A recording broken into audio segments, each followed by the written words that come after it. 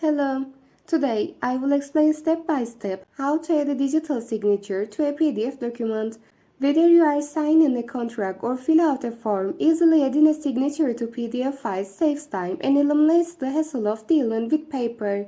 If you want to see more informative content like this, don't forget to subscribe to our channel and like our video. First, you need to choose a tool to open your PDF document.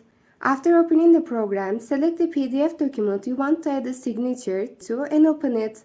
Click on the Fill and Sign option from the tab menu.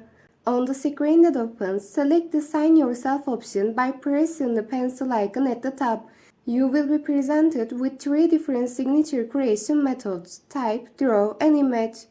After creating your signature, click the Apply button.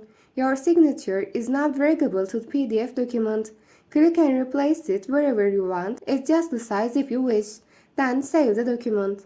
Once you complete all these steps, you will have added a secure and professional digital signature to your PDF documents.